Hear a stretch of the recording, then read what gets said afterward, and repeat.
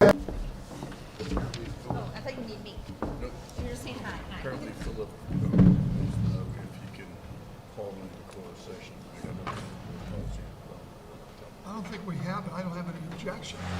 As long as the policy allows, and as long as we have the technology, if we don't have the technology, that would obviously. You're thinking of comments, but I'm talking about Zooming. We've done it in the past for anybody, any board member who We wanted even it. done it through a phone, like a cell phone. That's That's Right. the only available technology that would be in that Yeah, room we right can now. do it, yes. And you know, I've got basically no problem with it, especially given the disease. I got a nutcracker. That's fancy. Call them for the closed session. Got cookies. Are we ready? Ready. Yep. Do this. Okay, this session of the Moore County Board of Education is hereby in session. Go to Mr. Hensley for a motion. Go ahead, just read, yes. The board will enter into closed session for the following purpose: to consider confidential personal matters as provided by North Carolina General Statute 143-318.11A1 and A6 and 115C-319, and to consider confidential student matters as provided in North Carolina General Statute 143-318.11A1 and 115C-402 and 28 U.S. Code 1232G. Oh, that one too, okay. Yes, and to consult with the Board of Education's attorney, Mr. Schwartz, on the end, to preserve the attorney-client privilege and receive legal counsel regarding the pending lawsuit of Miss D. Williamson Sanders versus Moore County Board of Education, 21 CVS 1681, as provided in North Carolina General Statute 143-318.11 Alpha 3. Isn't there the new lawsuit as well? That's Counsel? right. That's the one. That's the new one? That's right. Okay. That's not new. Is there a second? Second? All those in favor? Aye. Any opposed? We are now going into closed session. We will be back, am I correct, at 5:30? Yes. 5:30 for the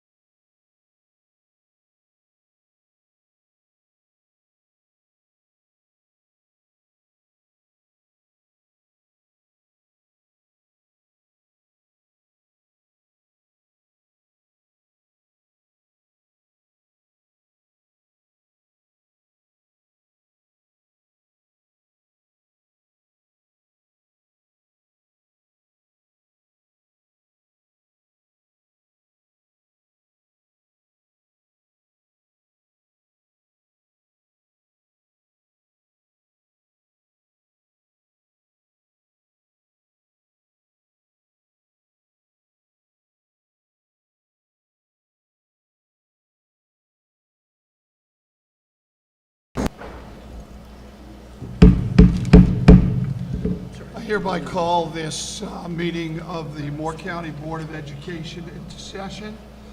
Is there a motion to approve the agenda? So moved? Is there a second? Second. Okay, all those in favor? Aye. All- Mr. Chair, I make a motion to amend the agenda. Okay, go ahead. I make a motion to amend the agenda by removing item 6A, specifically remove the proposal to rename McDeeds Creek Elementary School from the agenda. Okay, so what we're going to do, okay. No, well, just wait a second.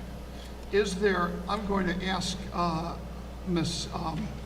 Caldwell, will you withdraw your previous motion? Yes. Okay. Ms. Caldwell's withdrawn her previous motion. Is there a motion to approve the agenda eliminating the renaming of McDeeds Creek on the agenda? So moved.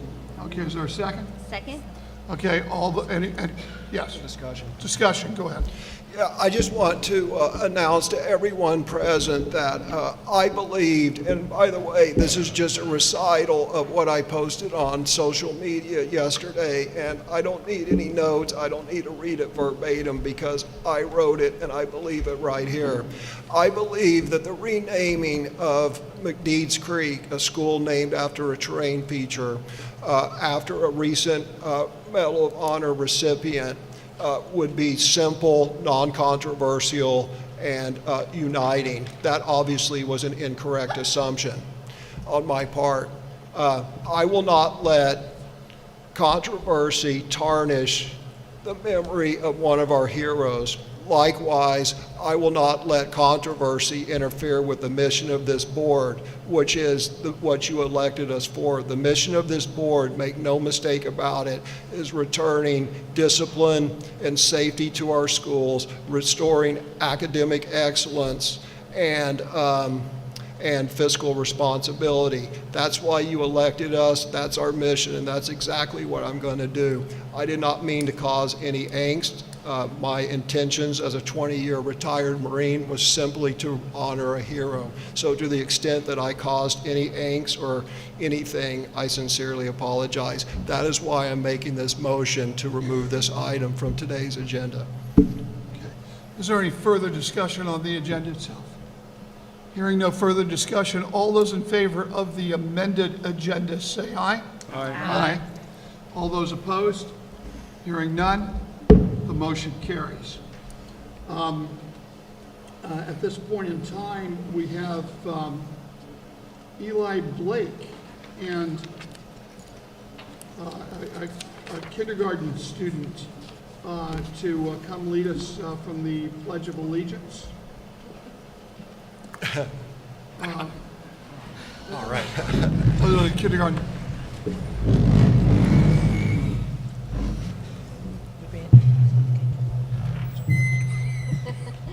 All right, this is Eli Blake that's going to lead us in the pledge. I pledge allegiance to the flag of the United States of America and to the republic for which it stands, one nation, under God, indivisible, with liberty and justice for all.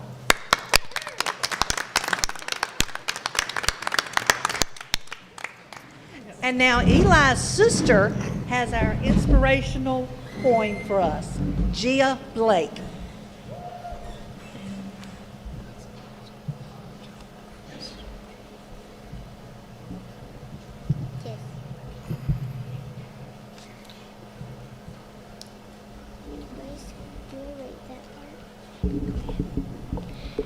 My name is Gia Blake, and I am in 3rd grade at Carver's Elementary School. Go Bulldogs.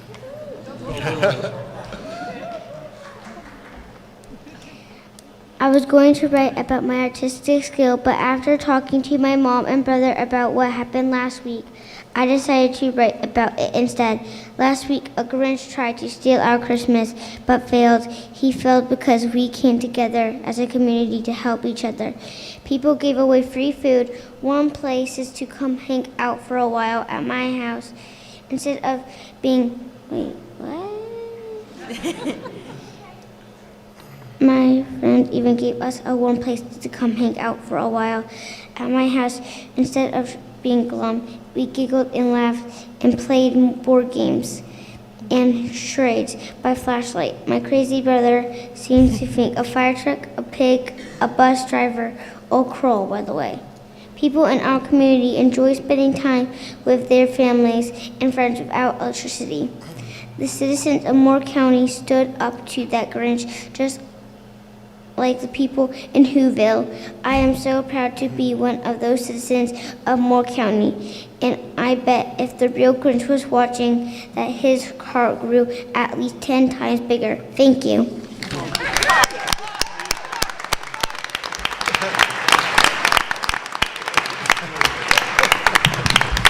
Thank you to the board and Dr. Locklear for giving our Bulldogs this great opportunity. We appreciate it. Awesome. And thank you so much. Awesome, awesome students. All right, thank you. And I'm an old guy, and I got to use the word awesome. I like that. Let me turn it over to Vice Chairman David Hensley for a moment of silence. So today, I was going to, as we go into our moment of silence, I'm going to ask that everybody remember the people who were affected and are still affected by the horrible power outage we had last week. As this young lady said, obviously it was a high moment for our community where everyone came together and helped out, but there are still people horribly affected. The other thing is I would ask people to keep in mind as we come up on the holiday season that we do have soldiers, sailor, airmen, and Marines deployed around the world along with other services, and our first responders will be out there on the holiday season while we are off, enjoying them, protecting us. So please, everyone, keep them in your thoughts as we have a moment of silence.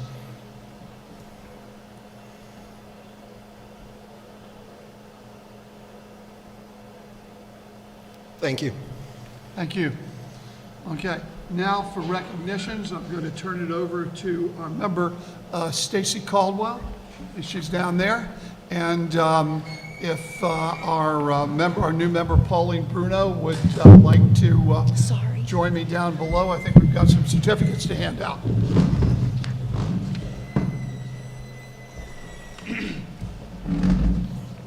As they're coming down, hopefully you guys can hear me. As they're coming down, Jamie Vila is this month's Engage, Inspire, Succeed Central Office honoree. Come on down. Here she is. Mrs. Vila came to Moore County Schools in the, yes, that's great. Came to Moore County Schools in the fall of 2020, beginning as a central office receptionist. A few months later, she was promoted to Human Resources role of Certified Secondary Generalist, I said it right, is now the resident licensure expert. In her role, Mrs. Vila assists new and veteran secondary certified staff with all facets of their employment, including the complex world of teacher licensees. She trained her new elementary generalists colleagues and recently completed rigorous training from the North Carolina Association of Business Officials as a school business specialist. Mrs. Vila steps up to serve wherever she is needed, and she demonstrates an enthusiasm for serving our applicants, employees alike. In addition, her personal experience as a military spouse has given her an empathy for those seeking teacher licensure from state to state.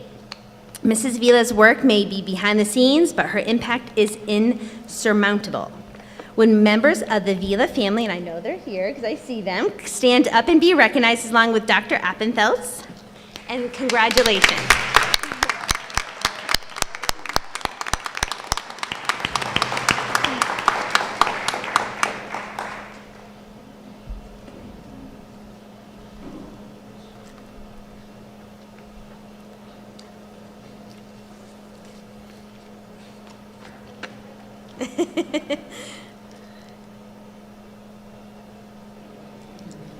Congratulations.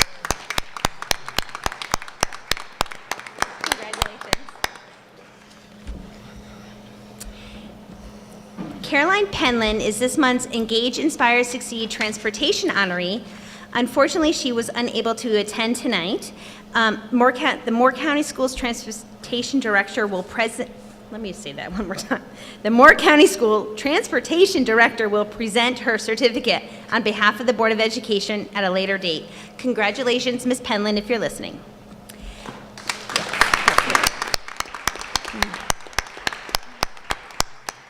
Sylvia McDonald and Marisol McBride, please join Chair Levy and and Ms. Bruno to the front. Sylvia McDonald and Marisol McBride are this month's Engage, Inspire, Succeed Education Center honorees.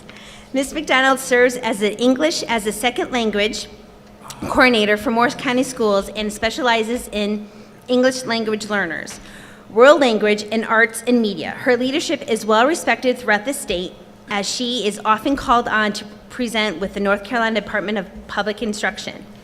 Ms. McDonald works tirelessly to ensure that all English language students are appropriately supported. She coordinates and organizes Hispanic family engagement events across the district, which provide materials and strategies for families to support their children. Ms. McDonald also supports the arts and world language educators with professional development, professional learning team support. We are thankful to have Ms. McDonald on our team and are so proud of the impact she has on our students and family. Ms. McBride is a social worker and English as a second language parent service liaison. I've worked with you many years. She supports and coordinates resources for families in our community, especially Spanish is the primary language spoken at home. For the past 29 years, she has devoted work to build trust and understanding between our school district and Hispanic families from all corners of our county. Behind her desk, Ms. McBride carefully translates materials from teachers, principals, and administrators. She has assisted in registering hundreds of kindergarten students and attended countless parent-teacher conferences to provide individual support to students and their families. Ms. McBride supports the individual education program, student success team, personal education plan meetings, constantly switching between English and Spanish to make sure everyone is clearly understood. We are excited to recognize her dedication to this work and to the success and well-being of every student and colleague she encounters. Would the members of the McDonald and McBride families please stand up, and Ms. Donna Gethart, please stand up and be recognized, and congratulations.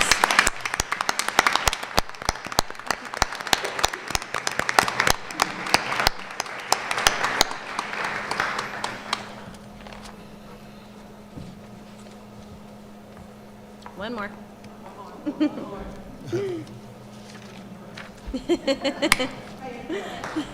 Congratulations again.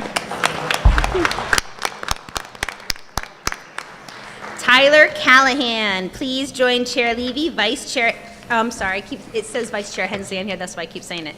And Ms. Pauline Bruno at the front. There he is. Tyler Callahan is this month's Engage, Inspire, Succeed Information Technology honoree. Mr. Callahan is the digital integration facilitator, which we call DIFs, because it's so much easier to say, serving Northmore High School, Elise Middle, and the Community Learning Center at PICME. He works with classroom teachers and students to integrate science, technology, engineering, and math, STEM, education into daily learning. Mr. Callahan is embedded trainer for the teachers and administrators, assisting with technology that improves teaching, learning engagement, and productivity. He supports the robotics club at Elise Middle and coaches the cyber patriot teams at Northmore High. Additionally, Mr. Callahan coordinates the annual district STEM camp where hundreds of students spend 4 days in June working with DIF teams to study STEM skills and concepts surrounding exciting themes like aviation, ecology, and this year, space exploration, which if you haven't gone to this, I encourage every board member and teacher, parent to take a look at that. It is amazing what you guys do with those children.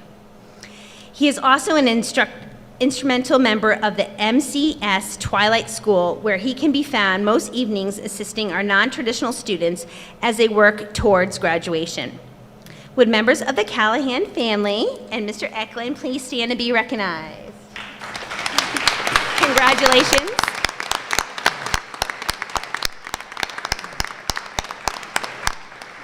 Congratulations, Tyler.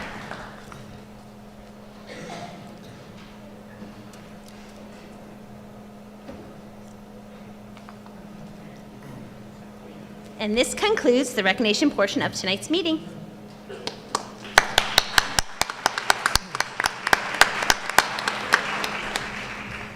So just a administrative announcement while the chair and Ms. Bruno are taking their seats. There's the program highlight this evening is the band that's going to perform some selected music. And then afterwards, we'll take a short break for those who do not want to remain for the rest of the program to leave.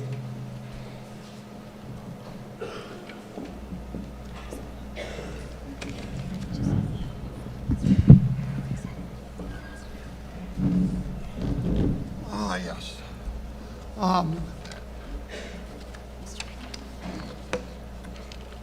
At this point, we have our program highlights. A little holiday music from the Northmore High School Jazz Band. Yes, sir.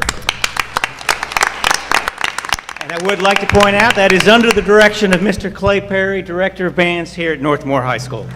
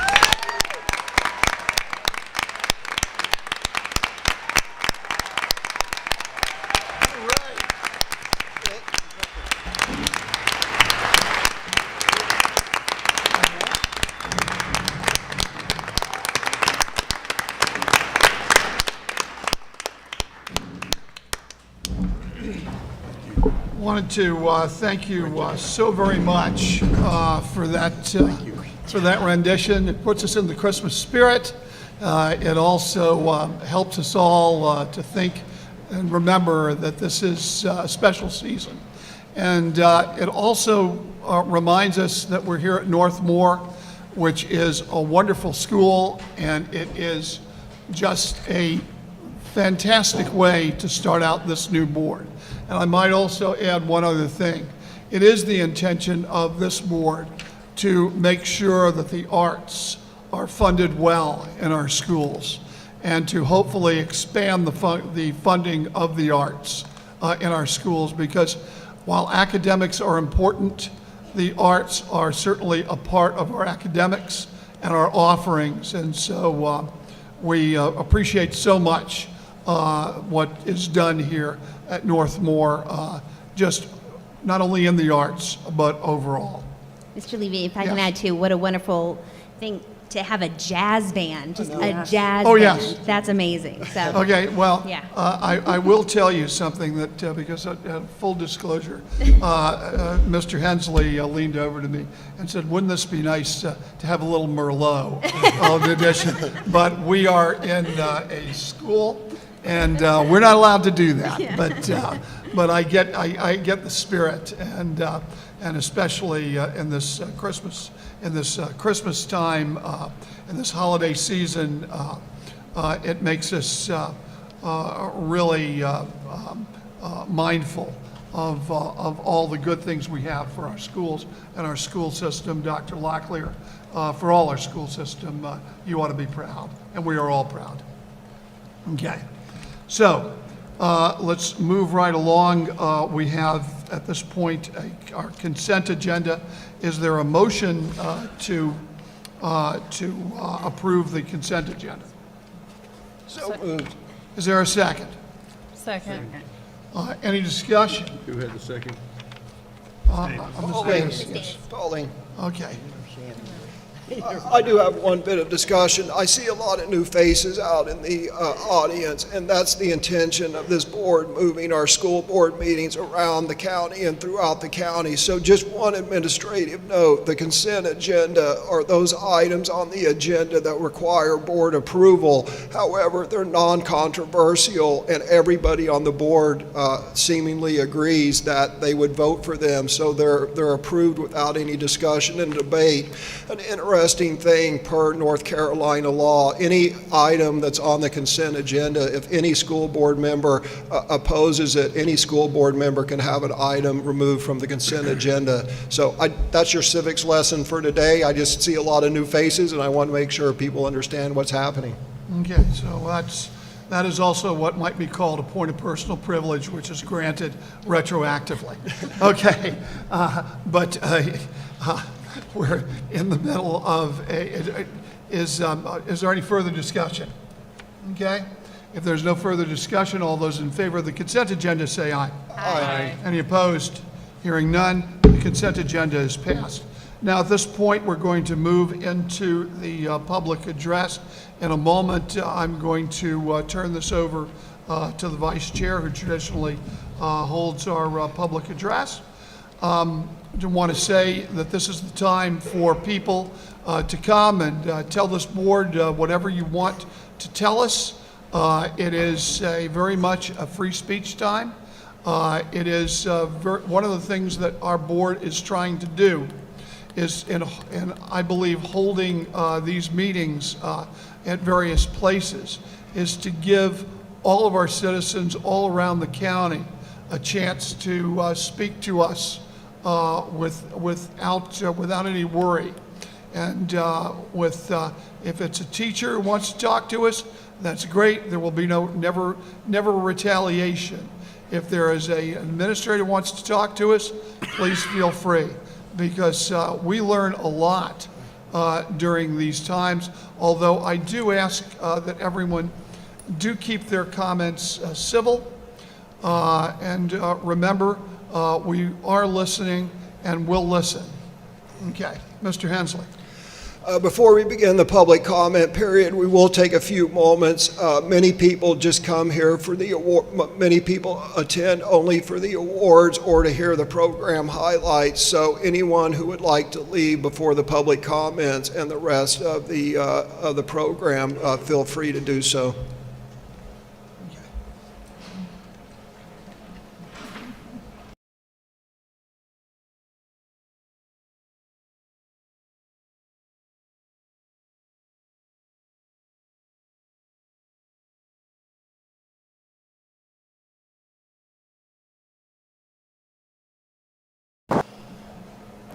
Okay, while they're leaving, just one quick administrative announcement.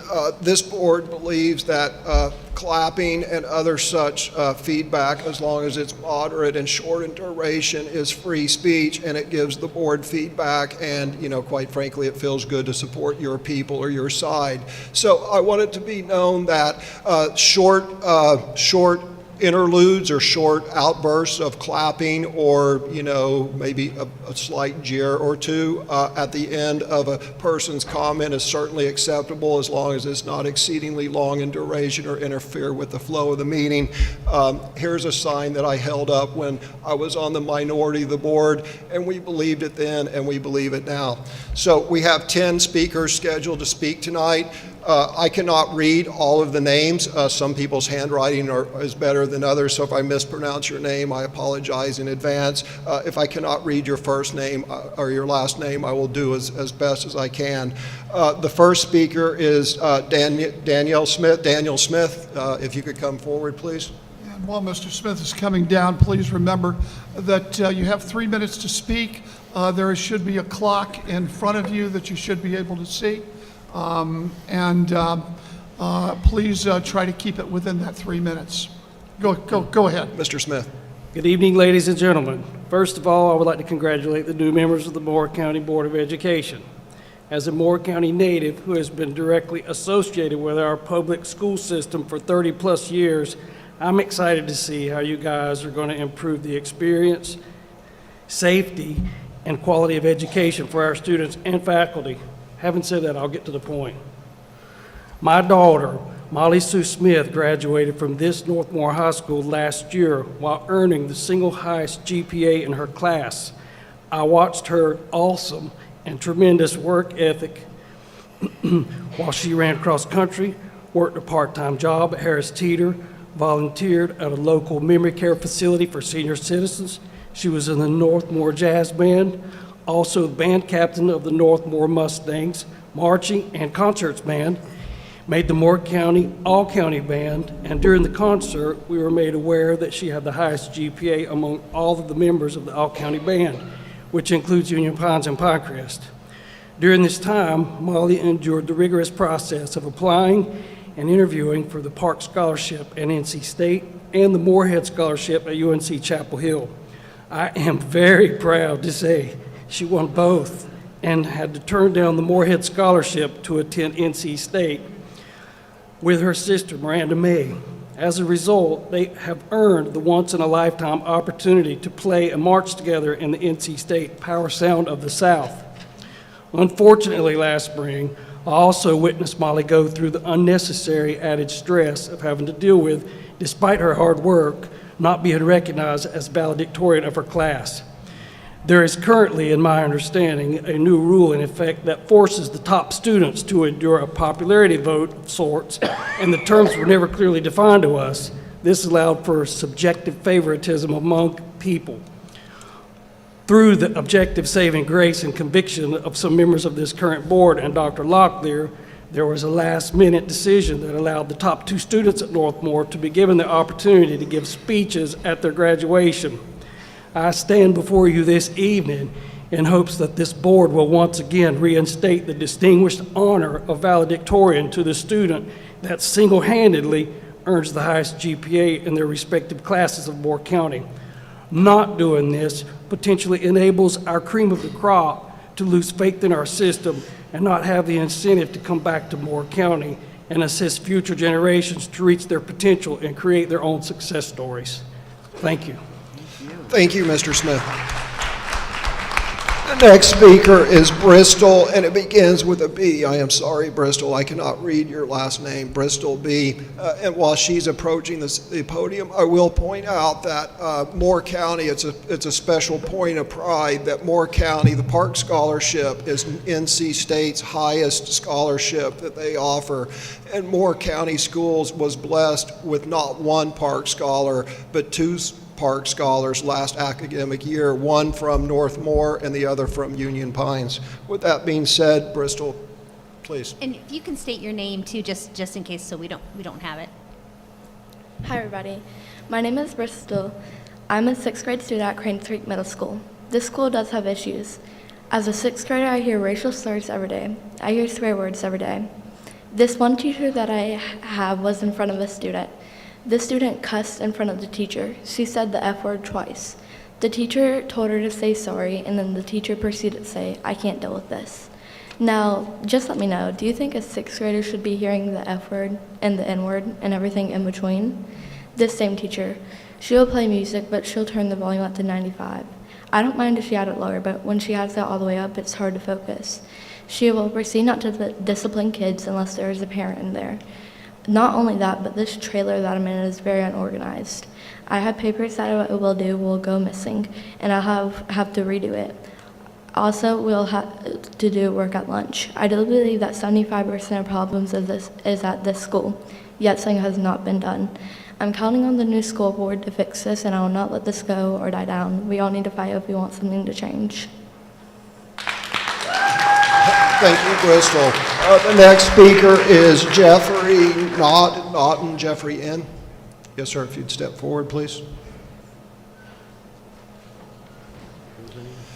And as Ms. Caldwell said, if you would state your name, because I can't quite make it out. Thank you. Yes, sir. Excuse me. So my name is Jeffrey Nephew. I'm the father of 2 current McDeed students and the father of 2 future McDeed students, and I had intended to discuss the McDeed's school renaming with you, but obviously you removed that from the agenda, so I do appreciate that. But I did still want to take the opportunity, because I already signed up, to address you, the board, and provide my input just in terms of the policy change writ large, just looking towards the future. And I would like to present it as one thing that I'd ask you to keep in mind as you move forward, and that is clearly identify what is the problem that you are trying to solve. I don't think you need to necessarily manufacture problems. The name of a school based off of a terrain feature, as you said, is not an actual problem. The first 2 presenters presented real problems that you could solve. We don't need problems based off of assumptions. We don't need problems based off of rhetoric. At McDeed's Creek, there are real problems that we can solve. Why my children would have to get at the bus stop at 5:30 in the morning for a 7:30 school start time, that's a real problem that you could solve. Why my daughter's the last substitute teacher is also the school custodian and is also a school bus driver, that is a problem that you could actually solve. Why the landscaping at the school has to be done by parent volunteers, that is an actual problem that you could solve. And why we still don't have the reading assistance that has been promised and has been talked about to catch some of the COVID kids up, that is an actual problem that you could solve. So unless there are specific community concerns, I don't necessarily think we need to touch school names in the first place unless something comes out that it's, McDeed's Creek is particularly offensive to somebody, maybe a hillside wants it named after them instead. But also just looking at the policy itself, I think it is in place, 1, to prevent special interest groups from being able to stake a claim, and that does include any group that could have any sort of agenda for indoctrination, including chauvinistic nationalism. We need to make sure that we, as many of you stated in your campaign, we need to focus on education, not indoctrination. Second is to prevent individuals from purchasing a name of a school. So these special interest groups or people that have the money in order to privately fund a school name change, that is another reason that policy is in place, so that it's not named after individuals, it's not named after things that people could purchase for their own interests. So finally, I just urge you to keep the policy as it is, and remember as you move forward to please clearly identify what is the problem that you are trying to solve. There are real problems that you can help with, and please focus on those. Thank you. Thank you. Thank you, sir, for taking time out of your day to speak to the board. We sincerely appreciate it. The next speaker is Mike Davis.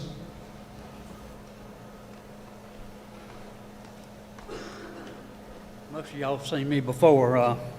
My name's Mike Davis, and I'm Noah Ashburn's grandfather, the little boy that was attacked at Cranes Creek School, which also goes to school with Bristol.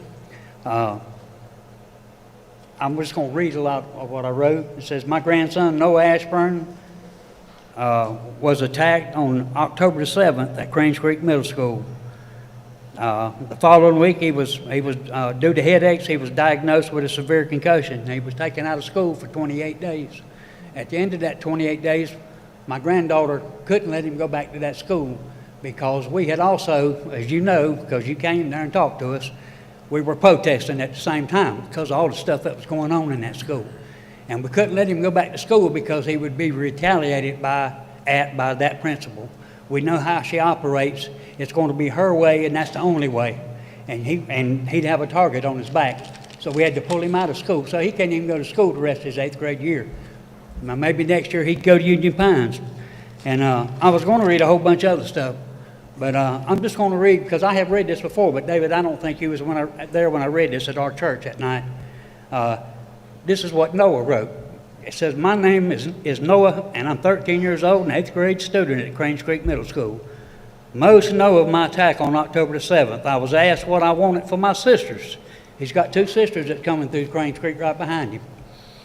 And to know if they were starting at Cranes Creek Middle School. Basically, our school is what you see on TV with the daily violence, threats, or being jumped by several kids at one time by one kid. Said bathroom fights are worse, drugs and vaping in our school is everywhere you turn. Said you learn quickly, don't tell. Don't tell what you see or hear to the principals because if you do, you will get jumped. He said we don't tell our parents because our parents will talk to Principal Jones and somehow it's told you were the one who told and you are going to pay for it. Girl fights are even worse. Students know if you are in a fight and you're the one being attacked, you are going to get in trouble and the other person ain't. Said as students, if asked if we have seen or heard anything, we say no for the most part. I would tell my sisters to never go to the bathrooms by themselves. If you happen to see something bad, pretend you didn't. As a kid in the school, we have no idea who to trust. Good teachers are treated bad and the bad teachers get by with it just like the kids in the school do. You know, that's a pitiful saying for a school, that you can't trust the administration in that school. And now, this is October the 7th. They're going into Christmas. By the time January comes around, it's going to be 3 months since that happened. That little boy ain't nothing been done in that school, including the principal being replaced. How she still has a job, I don't know. Thank you, Mr. Davis. The next speaker is Sarah Frazier. Is that correct, Sarah Frazier? Note to self, bring readers to school board meeting.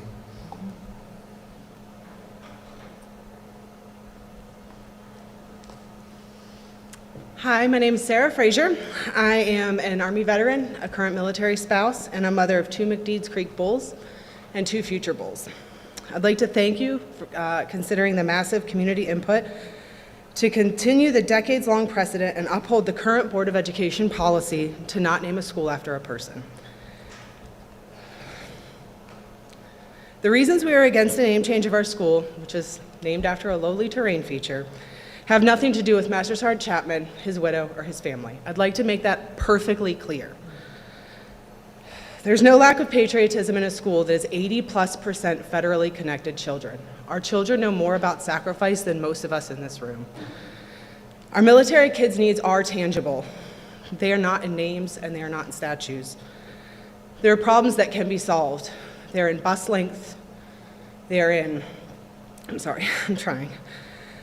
They're in staffing issues, and they're mostly in helping our children catch up and exceed current grade levels where they've fallen behind during COVID and PCSs. One of the unique challenges of my family alone is the fact that we just PCSed into permanent change of station. For anybody that's not familiar, we just moved into the school district this summer. We came from overseas where our schools were closed on and off for the past 3 years. I hope this is an opportunity for learning that the community is passionate about our children and our public schools.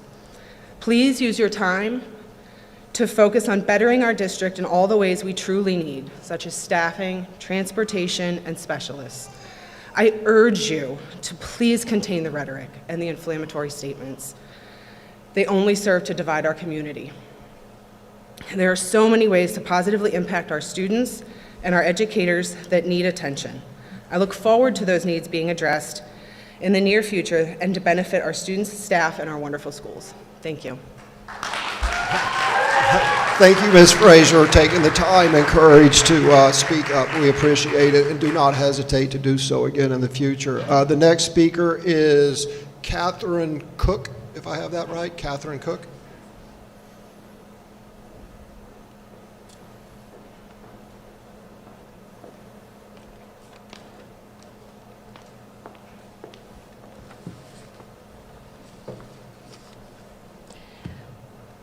Ready?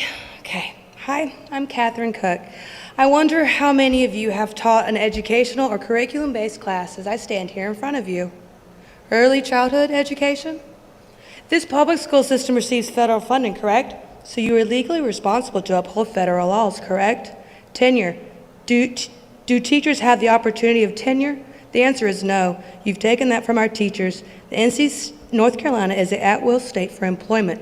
Our teachers are being silenced to inform us, the parents, of what's happening in the schools. You can just not renew their contract of employment if you choose.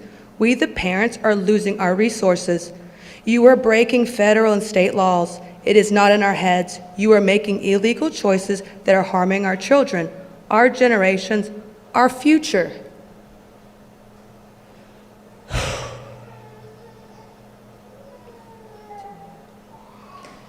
I am deeply offended by the choices being made against our children, like we, the parents, wouldn't know our rights.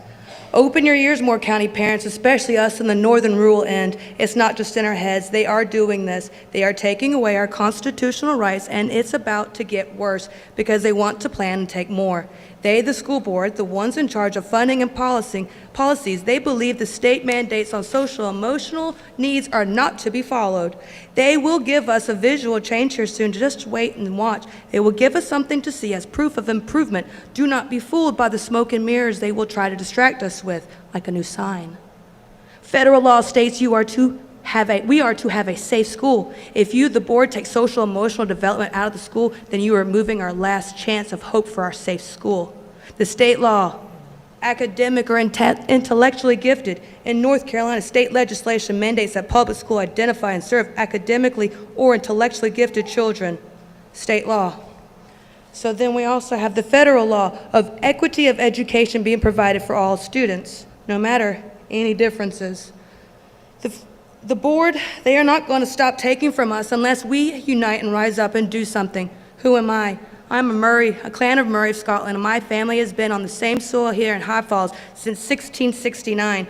We were the people before we are the people. You could probably assume that I am kin to just about everyone in this area. My people are resilient, capable, able, proud, make something with nothing kind of people. We have stood the test of time. That does not mean we should be given bare minimum or even less than legal standards. I have been fortunate to have experienced during my academic career school systems that struggle and school systems, oh my God. Y'all are harming these kids. These laws are illegal. Y'all are breaking laws and something needs to be done, and it's wrong that you thought we were stupid enough not to know. Thank you. Thank you, Ms. Cook. Thank you, Ms. Cook, and thank you for taking advantage of this board having this meeting here to give people opportunity in the northern part of the county, such as yourself, to speak up. We appreciate that. The next speaker is Amanda Pribble, if I have that correct. Amanda Pribble.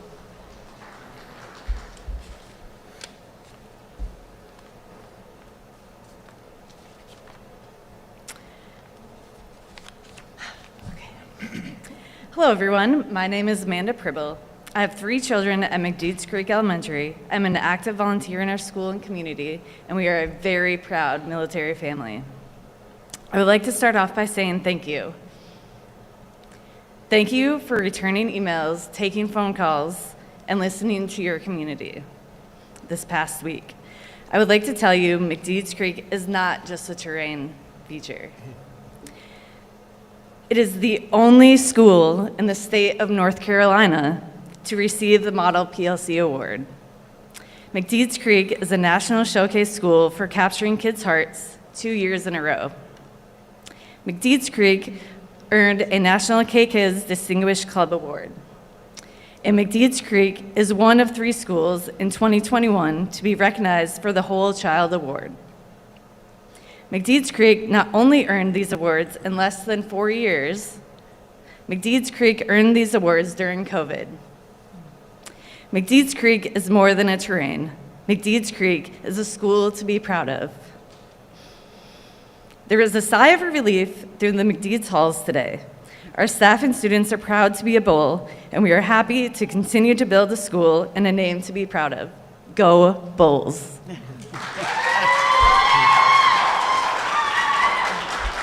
Thank you for appearing here tonight, and on behalf of the board, thank you for the volunteerism that you do in our schools. We appreciate it. The next speaker is Ms. Robin Calcutt.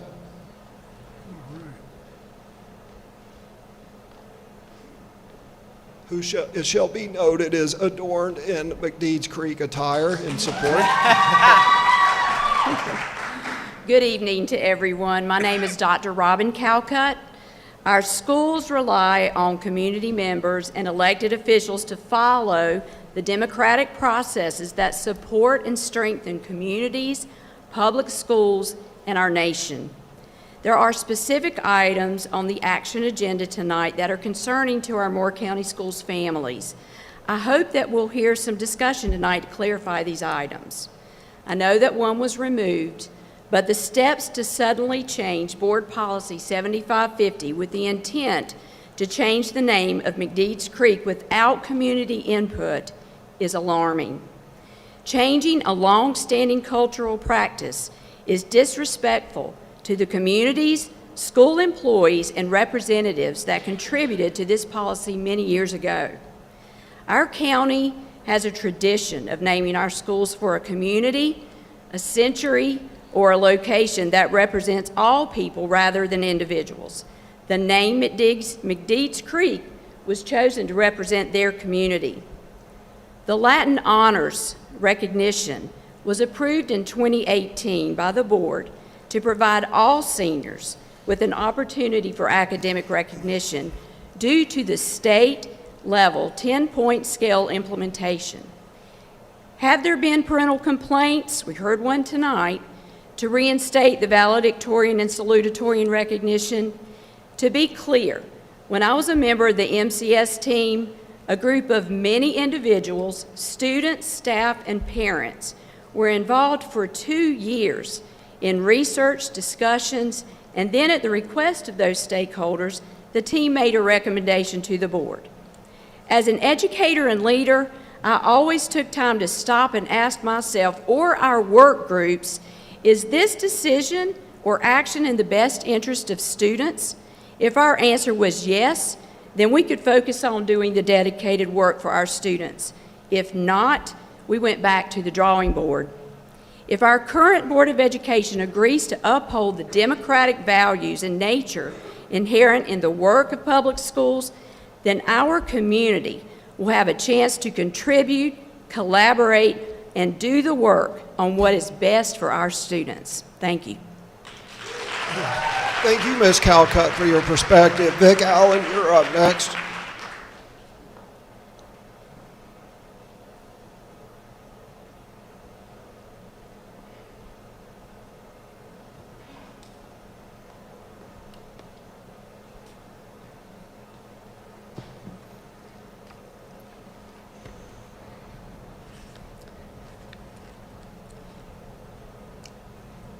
Thank you for letting me speak. My name is Vic Allen. I'm the shop teacher at Calvary Christian School, and I'm a member of the Parent Advisory Board to Chairman Truitt for the State Board of Education. Today we're going to read from Romans chapter 8. As we know, that all things work together for good to them that love God in them, who are called according to this purpose. For whom did foreknow, he also did predestinate to be conformed to their image of his Son, that he might be the firstborn among many brethren. Moreover, whom he did predestinate, then he called. And whom he called, them he also justified, and whom he justified, them also he glorified. What shall we say then to these things? If God be with us, who can be against us? Now,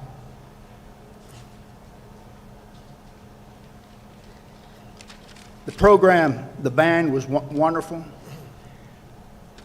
Had a song, Joy to the World. Why did we sing that, Joy to the World?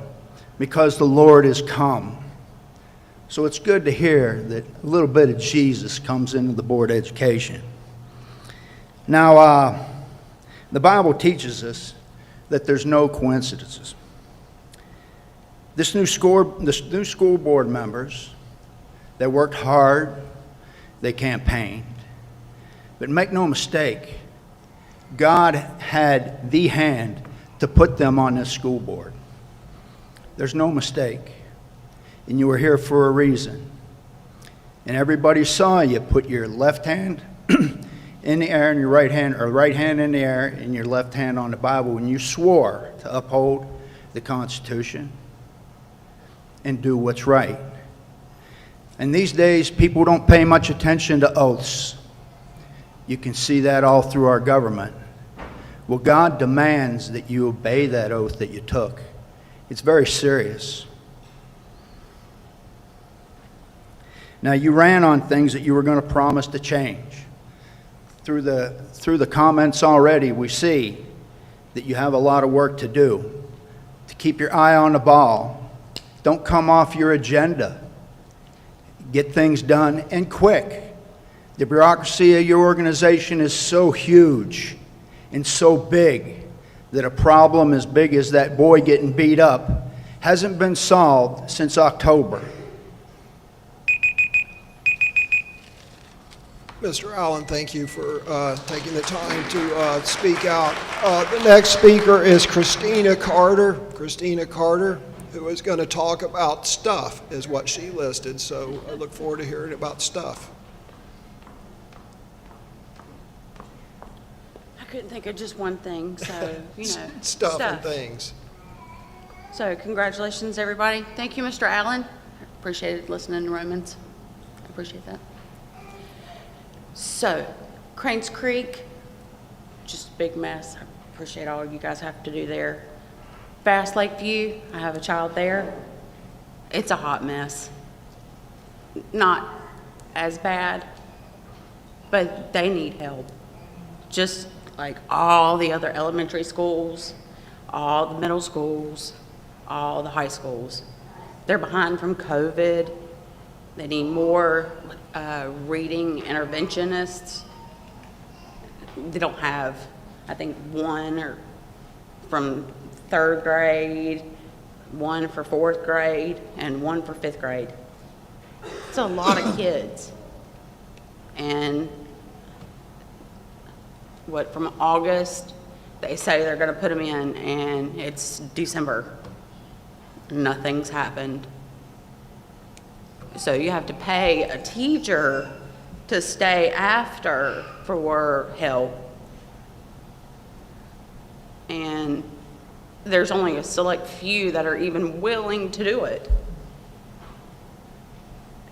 Stuff that should have been done in kindergarten, where the kids got messed up with that. 1st grade, they only went half the year. And then 2nd grade, which was a disaster for some kids, as some of the 2nd grade teachers here can attest to. For the kids that went for kindergarten and 1st grade, it's just a big mess. So you need more help for all of the little ones to learn.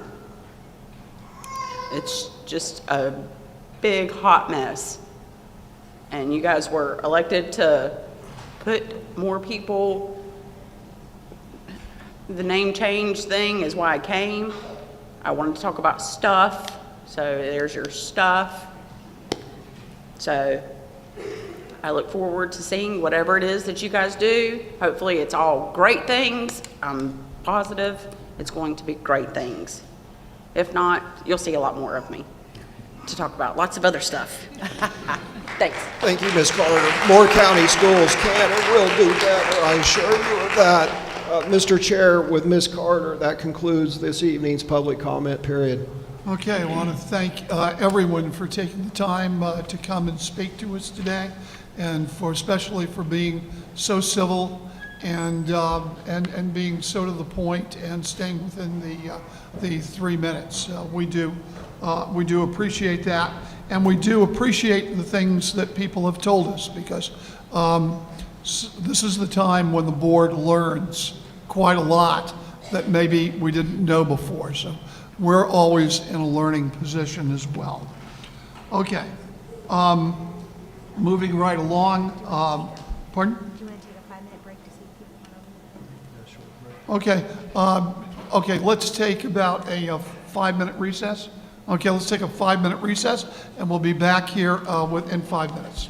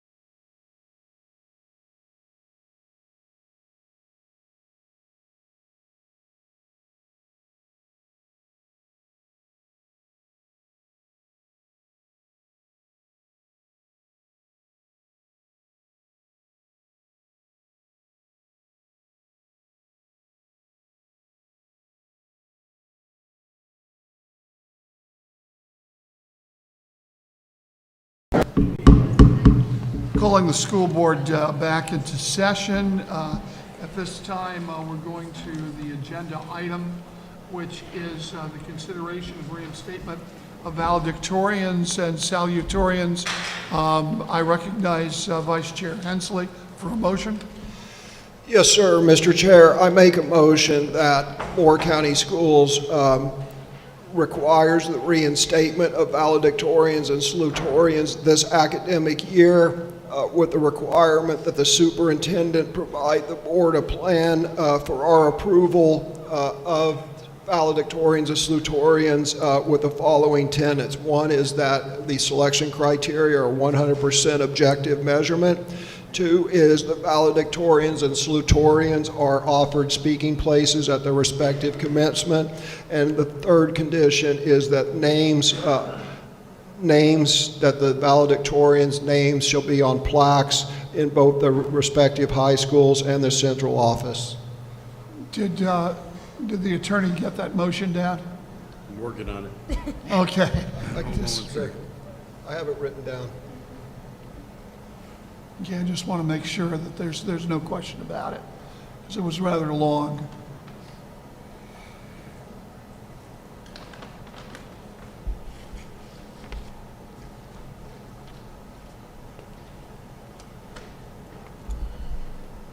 While he's doing that, do I have a second? I think I've got it here.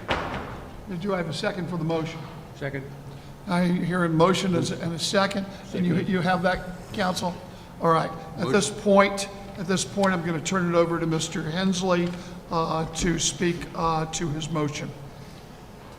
So if we could scroll down on the agenda item, please. I'm not sure. Where's the person running this? Oh, there we go. And then the last item there, if you could open up that presentation, please. Thank you. And just move on to the second slide. Okay, just by way of background, and we had a speaker, Ms. Calcutt, who spoke to this, so I want to give a little additional background. Valedictorians and salutatorians, as you can see on the screen at my left, are academia's highest honor and have a rich history and tradition in academia and our schools. The selection of valedictorians and salutatorians have always been based upon GPA and other objective measurements, and as we heard here this evening, a member of the public commented that it was replaced with a system that was not objective. In fact, it was very subjective. Valedictorians and salutatorians, as Ms. Calcutt pointed out, were eliminated by the previous school board. The next two comments are a bit flippant, but let me explain why I put them in there. It is notable that the last school board eliminated recognition of our highest academic achievers while at the same time keeping Principal of the Year and Teacher of the Year, and they put their names on plaques in the central office. And I believe that is unsatisfactory that our highest achieving students' names are not alongside on plaques next to our Principals of the Year, Teachers of the Year, and we should have our highest academic achievers. One of the reasons, and the reason that began the discussion allegedly of eliminating valedictorians and salutatorians was it was too hard to calculate based upon new grading standards. I put a flippant laugh out loud there, but I mean, we got a central office full of PhDs and we've got really smart people. I'm sure we could have figured out something else and not use that as an excuse to eliminate them. Valedictorians and salutatorians were replaced with two things. They were replaced with Latin honors, and the Latin honor system, quite frankly, it is really just a fancy name for the Dean's Honor Roll, which, by the way, existed for centuries, or at least a century, alongside valedictorians and salutatorians. So I would submit that recognizing valedictorians and salutatorians are not mutually exclusive to having the Latin honors. They can coexist side by side, as they did for the better part of a century or more. And the other thing that was replaced by that Mr. Smith commented on, our first comment, was a class representative who did get to speak at commencement, and that was based upon a subjective vote by the faculty. instead of the long-standing tradition of valedictorians and salutatorians, which were based upon the objective measurement of GPA. Next slide, please. So one might ask, why would we eliminate our highest academic achievers? First of all, and I'll go a bit out of order, we need to recognize our highest academic achievers need to be recognized and celebrated. We need to elevate them, and they need to be role models for the rest of our students. Competition breeds excellence. We have competition in athletics. We have football teams. We have the Northmore Mustangs competing for the state championship. We had our Pinecrest women's golf team that we're going to honor and celebrate next month, who won the Division I women's golf tournament. So why would we want competition in all areas except academics when we're in the academic business and competition breeds excellence? One critique that I have heard about valedictorians and salutatorians is that it's too tough on the students because students take the competition too far. I would submit, board members and members of the public and Moore County citizens, that you could say the exact same thing, everything from football to cross country to the debate team to the bowling club. Children and their parents, our students and our parents, choose to participate in football. They choose to compete in golf. They choose to be in the debate club. They choose to be in the band, just like that student and their family would choose to compete for valedictorian, salutatorian. And further, the third bullet is completely relative. Part of celebrating our highest academic performers is immortalizing their names and displaying their names in perpetuity in both their high school and the central office, just like Moore County Schools does for their high-performing teachers and principals. Next slide, please. And that right there is the motion I just took, Mr. Schwartz, so you have it right there in front of you in case you missed part of it. I abbreviated it. So, Mr. Chair, that is my argument for the reinstatement of valedictorians and salutatorians in Moore County Schools. Okay, thank you, Mr. Hensley. Do we have any further comments? Yes. I do. Go ahead, Ms. Caldwell. I have concerns and questions that I hope you can answer after I say what I need to say. First off, how come you don't want public input on this? This topic was initiated by Mr. Hensley, not by the public, and I believe that the public should have a say as to if it affects their child's GPA, whether it's better or for worse. I also personally believe we shouldn't rush into this decision without consulting with the parents and the students it may affect, even if it's a survey online. Does this switch over need to be top priority and get switched over right away without public input is my question. Could this do harm to some students, changing it with only 7 months left of school? Is another question. And finally, we spent a lot of time on this back in 2018. And I just don't think this is something we need to focus our time on right now and make a quick decision on. It took us months and to decide on this with public input and research. We have more important issues to tackle, like facilities, for instance, and I just think that this shouldn't be a focus of concern at this point, especially with only 7 months left to go for the school year. Okay, so I got it. Further discussion?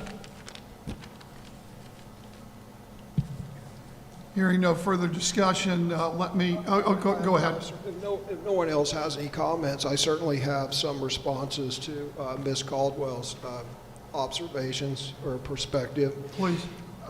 So let me, I just jotted down two things while Stacy was talking. First is, as I pointed out before, parents and their children choose whether or not they're going to compete for and strive to be the valedictorian. So it is not mandatory, and no one forces a student or a family to participate in it. As I stated earlier, just like no one forces a family or a student to participate in a jazz band, the almost state champion Northmore Mustangs or any other activity that we do in our school.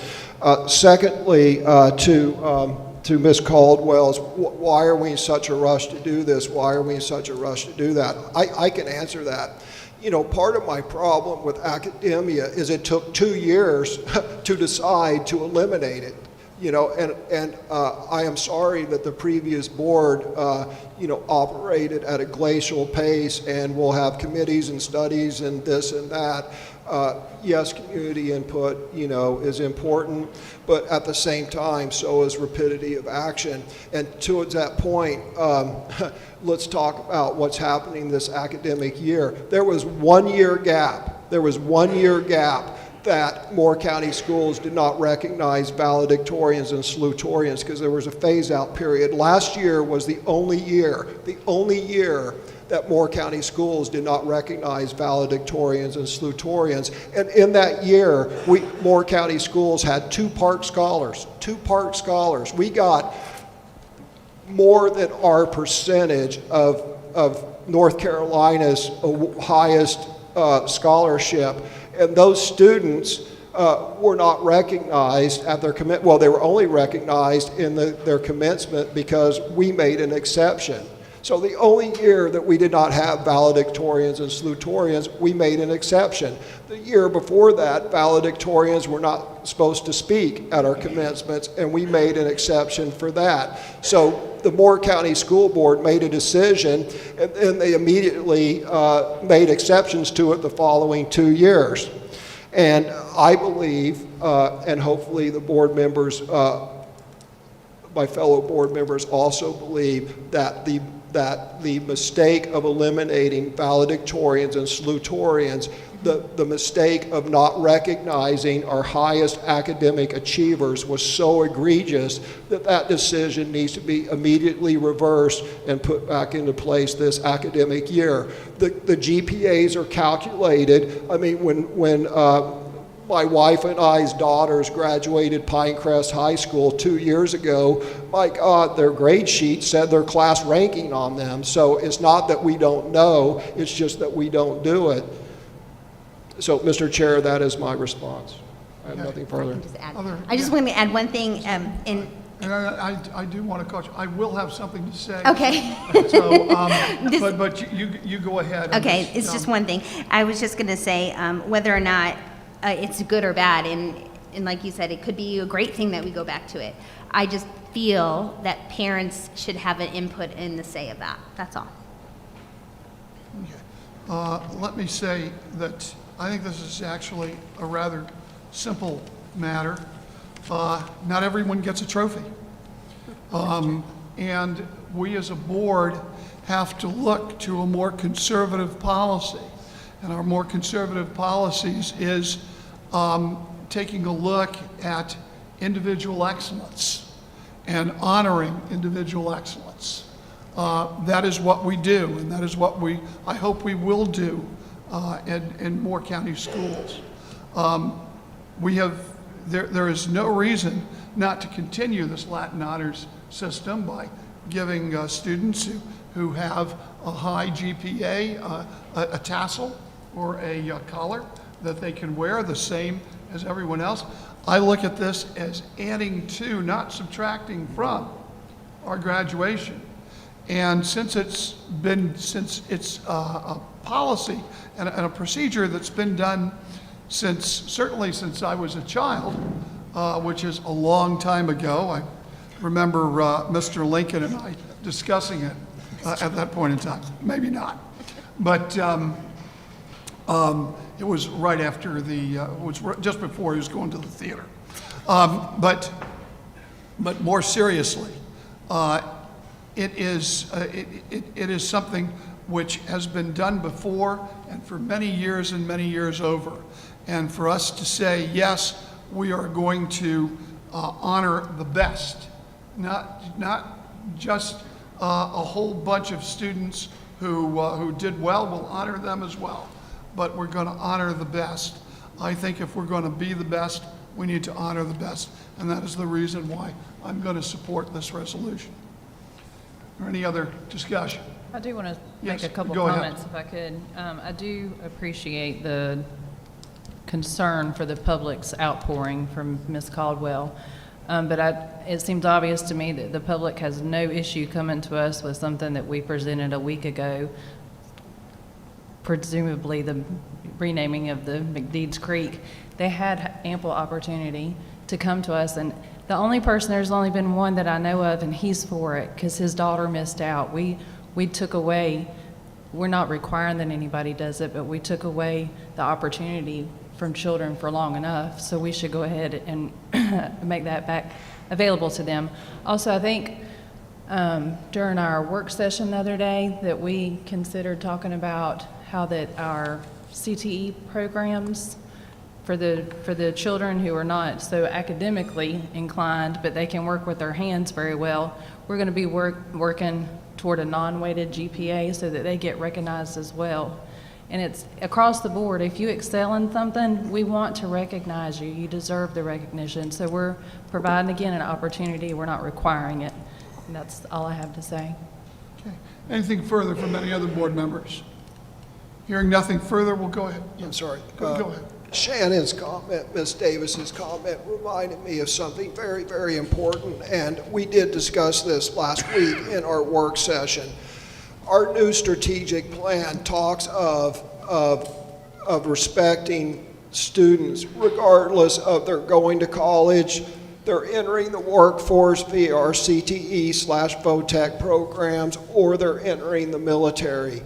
So we recognize our valedictorians, or hopefully we will soon once again be recognizing our valedictorians and salutatorians. We recognize our students at commencement. We recognize our students who are going into the military through enlistment, who get ROTC scholarships or appointed to the service academy. The student group that historically Moore County Schools has not recognized, and that's what Ms. Davis was alluding to, is our top CTE and VOTEC students. So I am hopeful that Mr. Benway's committee on CTE and VOTEC will explore ways that we can recognize not just one of our possible career paths, not just two of our career paths, but at our commencement we can recognize the highest achievers in all three of our career paths, and that is going to college, entering the military, or entering the workforce. Thank you, Mr. Chair. Okay. Anything further? Tim, do you have anything to add? Or Dr. Locklear, I'm sorry. Okay. Ms. Caldwell's calling on Dr. Locklear to say something. Of course, I didn't know if he had anything to add. I didn't. I'll also always defer to Dr. Locklear should he so wish, so desire. I don't have anything else to add at this time, and I think Dr. Metcalf in our work session addressed the history and the context of how the board in 2018 came to this decision, the stakeholder process that went into that. I think it was a good process, but certainly await guidance from the board on how we move forward on this. Okay, thank you. Anything further from any members of the board? Hearing nothing further, we'll move into a vote. All those in favor of Mr. Hensley's motion, raise your hand. 1, 2, 3, 4, 5. Okay. All those opposed? Was that Just two? one. No, you are always doing that. I know. I'm throwing you off. Throwing you off. I understand it. It shows enthusiasm. Thanks. I appreciate that. The motion carries. Okay.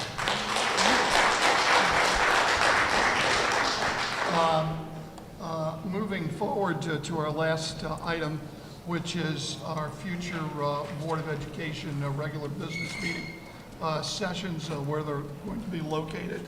For board members attached to the agenda, you'll see a list of places and times for proposed board meetings. I know at our work agenda, we were talking about what to do for our next board meeting.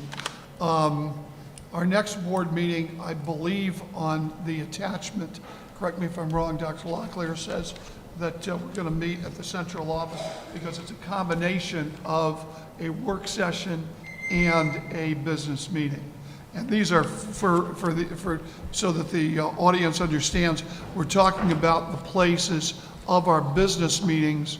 We are not talking about the places of our work sessions, which I understand will remain at the central office. First of all, do I have a motion on this matter? I'll make a motion. So moved. Okay. Make a motion that the schedule be approved as presented. Okay. Is there a second? Okay. There's a second by Ms. Bruno, I believe it was. Okay. Any discussion? Yes, Ms. Caldwell. I only have my voice up here, so this is what I got to use it for. I had a great conversation with David earlier, just some pros and cons of moving time in meeting, and I don't necessarily, I'm not going to vote against this. I just wanted to voice my opinion on it, just to give you some of the pros and cons of moving the meeting. Some of the pros that David and I have talked about is you get to travel to different schools, which is great because you get to see all the great things that are happening at that school. Easier on some parents who live, and we witnessed that today, who live in that area to attend, especially if they don't want to watch the whole video. Other opportunities may arise, like the pilot featuring a restaurant that we talked about earlier, and more people can attend a larger venue. Some of the cons that I've seen that unfortunately it takes 2 days at most to set up and take down for our maintenance department and central office staff. They have to work on the setup and cleanup, so it takes away from their normal daily jobs. It takes away from what they have to do on the daily to come and do this.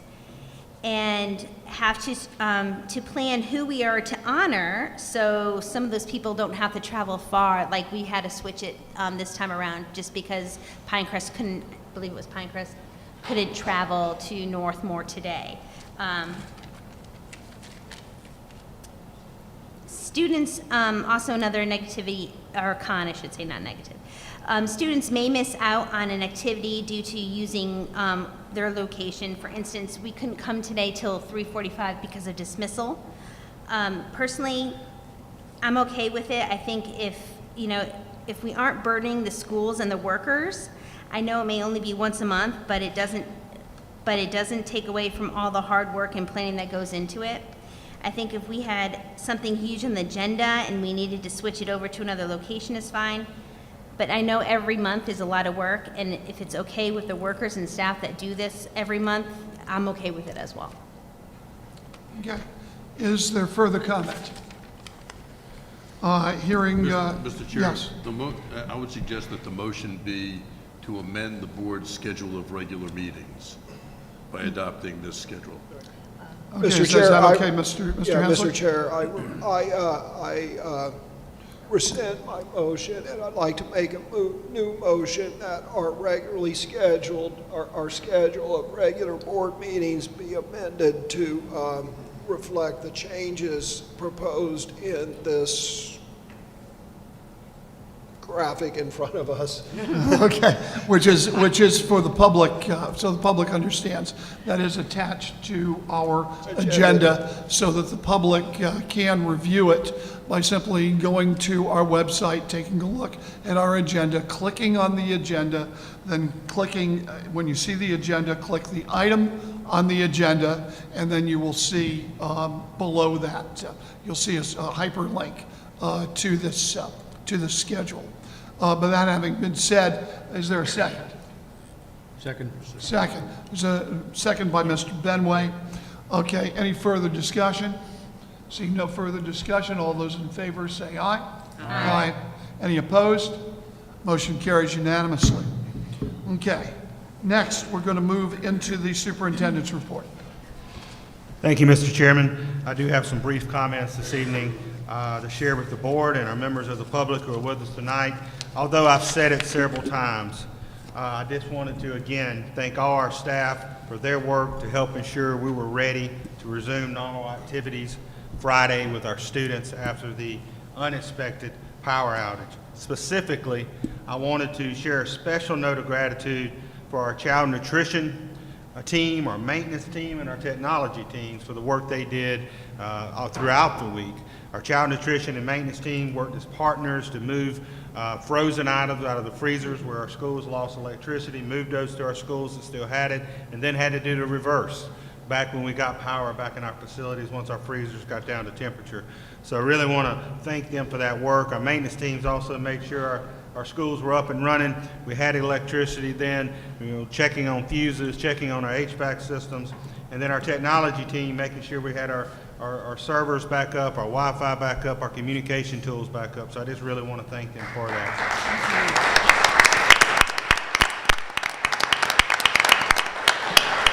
I also want to publicly thank County Manager Wayne Best, Sheriff Fields, Duke Energy, and our incredible community for their collaboration and support of our whole county, not just Moore County schools and our children and our parents, but our entire county. We really came together and wanted to thank them for that. It was exhilarating on Friday, board members. I had the chance to get back in our schools with our students and staff back together. The energy was contagious. I called it happy noise. I love it when we're in our schools and we've got that happy noise going on in our classrooms. It was truly electric. It was truly inspiring. Moore County schools lost 4 instructional days due to the unexpected power outage. In North Carolina, the school calendar law requires that at least 1,025 hours of instruction each year. That's a minimum. Our calendar for this year had an additional 5 days of instructional hours, what we call banked, in our calendar. Combining the 4 days we lost recently with the 1 day Moore County Schools was out due to the Tropical Storm Ian in September, we now have no additional bank time in our calendar. So I just wanted to note that with the board and our public. I hope we have no snow. I know there's kids out there who are mad at me for saying that, but I hope we have no snow. But with this in mind, we'll be working to be prepared to use remote learning plans if we have to be out for anticipated inclement weather moving forward. North Carolina law does allow districts to utilize up to 5 days of remote learning each year due to inclement weather. So this includes not only just virtual resources, it also includes learning packets that our teachers can have prepared and to send home with their students to be prepared ahead of time if we have to be out again. So we'll be looking to that and wanted to communicate that out, that we'll be, if we can prepare ahead of time, that's certainly an option we may use. Before I say thank you and happy holidays, I did want to ask Dr. Seth Powers if he would stand up. Dr. Powers, would you mind standing up, please, sir? No. As the board is aware, Dr. Seth Powers is going to be retiring at the end of December, and I just wanted to take this opportunity to recognize him for his service to Moore County and our community. Dr. Powers has 30 years of service to our community of Moore. He's a native here in northern Moore, graduate of Northmore High School, so I know it's special to have him here tonight. Dr. Powers was a teacher here. He's a principal in 3 of our schools and has been a Central Service District leader for now almost 7 years. So I just wanted to personally thank Seth and show our gratitude. I hope you'll join me and give him a hand.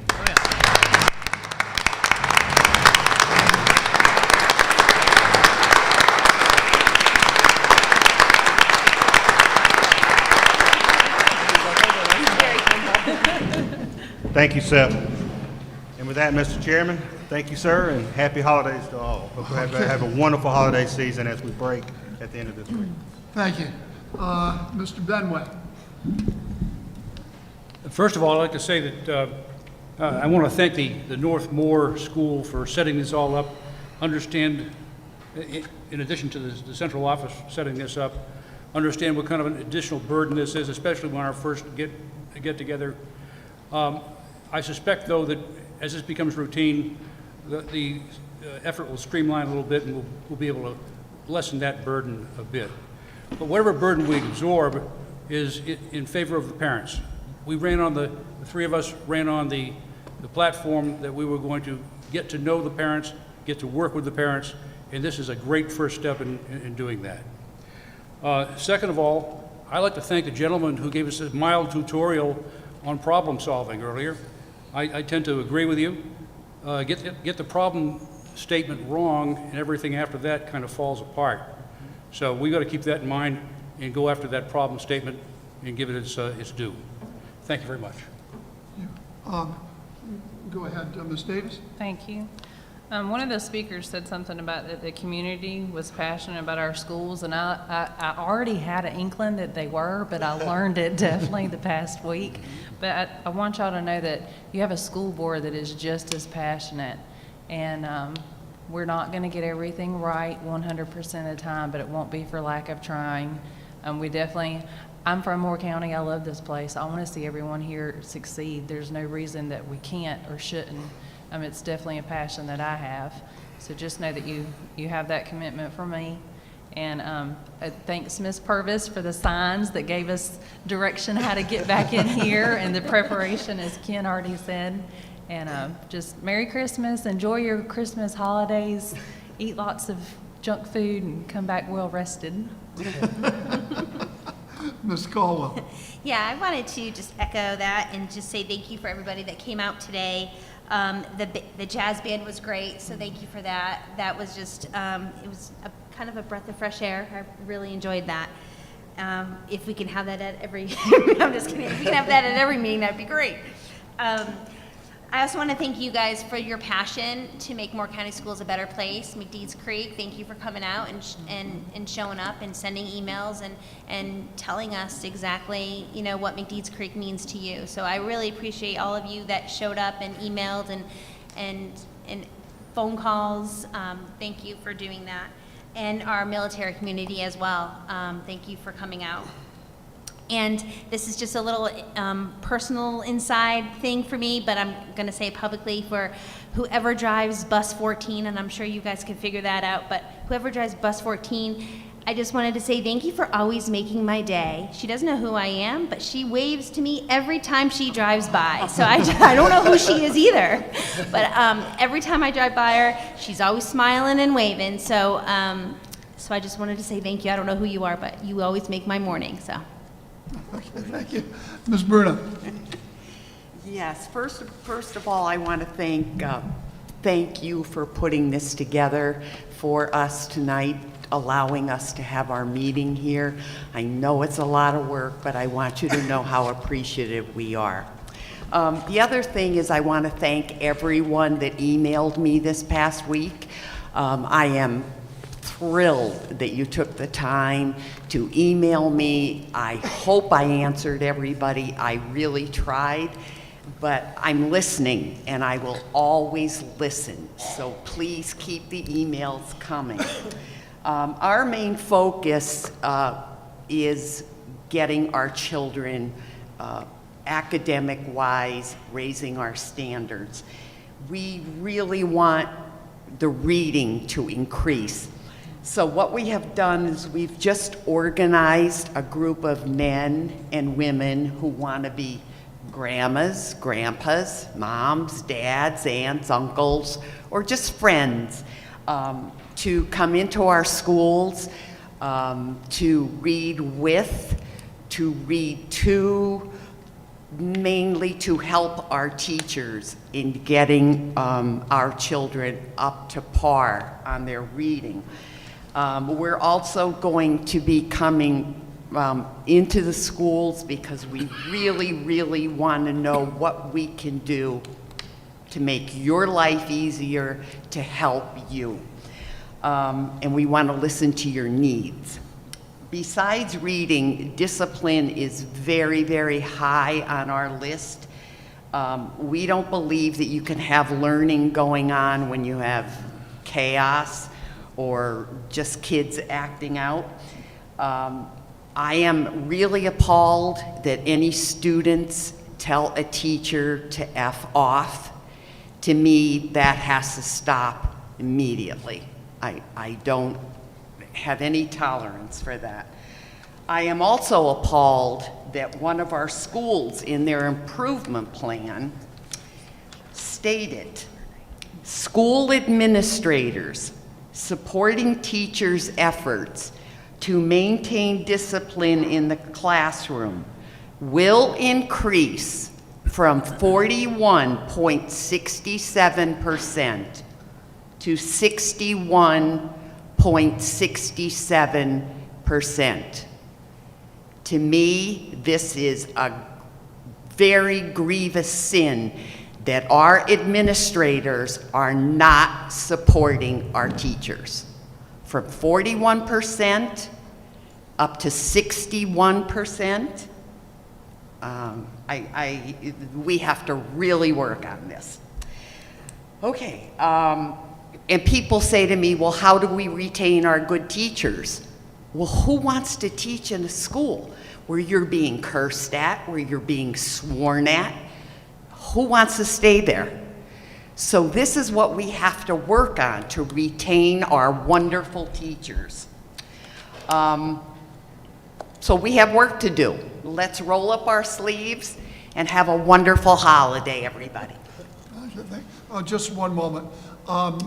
Mr. Holmes is not with us today. I just did want to mention, and perhaps I've been remiss in not mentioning it earlier. He is ill, but I understand that he is doing well and should be back with us for our next meeting. So it was certainly not his fault that he was out today, and we do wish him a speedy recovery. Go ahead, Mr. Hensley. I wasn't looking at my watch to speed you along. I was just curious what time it was, I promise. So I would like to start off by saying thank you to Ms. Purvis and all the faculty and staff at Northmore for everything that you've done and opening up your auditorium and school to us. As other people have noted, it's really nice to travel around to give other people the opportunity to attend meetings and to see our facilities and showcase them. And along that lines, I'd like to thank all the people who took the time out of their day to attend the meeting, whether you attended to speak out or you attended just to observe, citizens participating in our democracy, whether it's a county commissioner meeting or a school board meeting is important, and I appreciate people taking the time. I do want to say one thing in closing, and that is this board is going to be laser focused on the reasons why you guys elected us, and that is returning safety and discipline to our schools. Unfortunately, fights of the nature that were unimaginable 10 years ago have become the norm. Student behavior and lack of respect for teachers that Pauline alluded to are unacceptable, but somehow they became the norm. Restoring academic excellence. On 2 October 2017, Ms. Calcutt, who spoke this evening, she appeared in front of the previous school board 6 years ago, and she talked about, she crowed, and this is nothing against her, but the point is, in 2017, Moore County Schools was openly bragging about their 2016 school report cards. In 2016, Moore County Schools had 10 B-rated schools, 10 B-rated schools, no F-rated schools. 6 years later, from 2016 to 2022, Moore County Schools had 5 B-rated schools and 2 F-rated schools. We have to identify the causes of that decline, and we need to reverse them, and we have our work cut out for us to do that. We have to return fiscal responsibility to Moore County Schools, because we have to make, and we will make, the most of all of our educational dollars. We will make sure that all of our money is wisely spent and targeted on the most critical needs. So, Mr. Chair, that is all. Okay. Let me say a couple of things. Number one, a number of people did comment that we need to take a look at things such as academics. I want to let the public know, because it really hasn't been reported, that the majority of our time at our last work session was spent in our school improvement programs. And we took our school improvement programs very seriously. Most of our schools, we accepted their school improvement programs. 3 of our schools, we only allowed those school improvement programs to go forward for 6 months. And there was a reason for that. It was because we wanted better school improvement programs, and we're looking very, very hard at each and every one of our schools, because the bottom line for Moore County schools is academic excellence. The kind of excellence that we have in our schools today is good. We want it to be much better. We are concentrating on academic excellence. I wanted to, I hate the term misinformation because it seems so political, but someone did say today that we are an at-will state where somehow we have what is called at-will employment. For those of you who don't know what at-will employment is, at-will employment says that you can fire somebody just because you say that you don't want them. That is not our employment situation, either at Moore County Schools or in the state of North Carolina. We have quite a complex and I think in the end, a very, very fair system of contracts and the like for our teachers and our administrators. And it does look to not just performance, but also improvement. So I just want to make sure that everyone knows about that.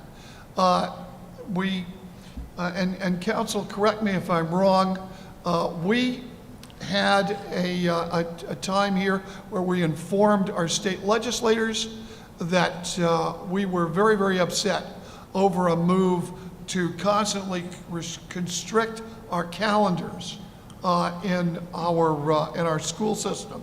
Today, there was a meeting of a state committee, and part of the things that the chairman wanted to do was to constrict our entire school year between Labor Day and Memorial Day.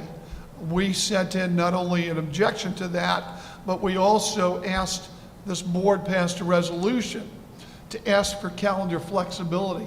And I understand, council, that the committee voted for calendar flexibility and did not vote for constricting the calendar. Am I correct on that?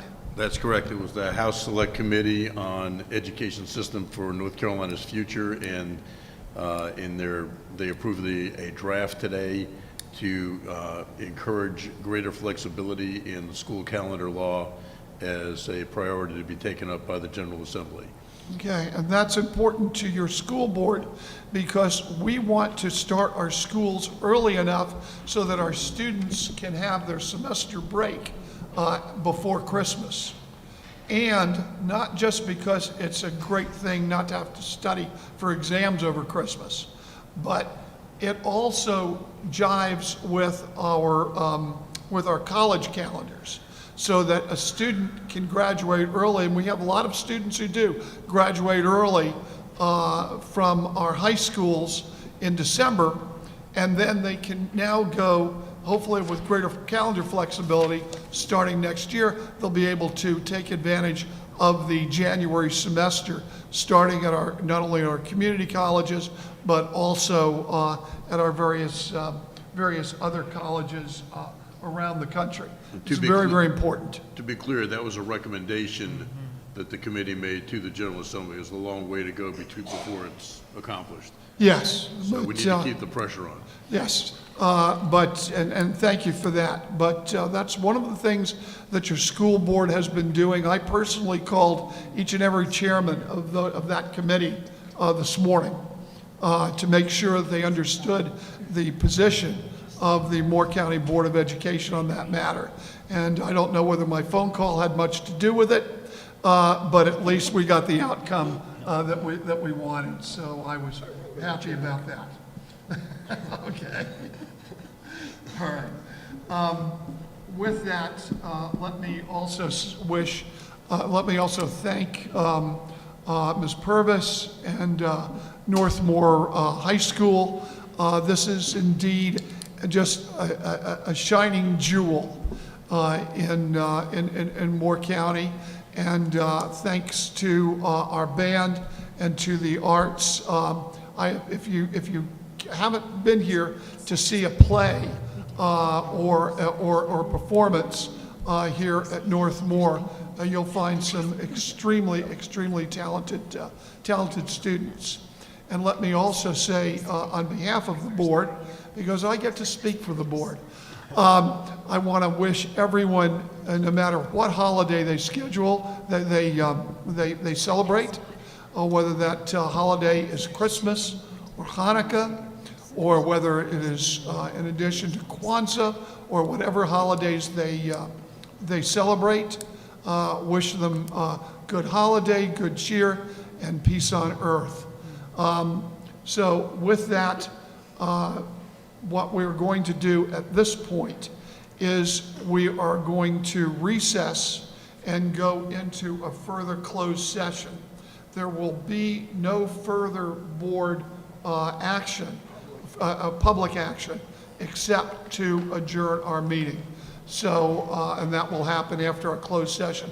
I thank everyone for coming and participating, and thank the members of the board. And so we stand in recess.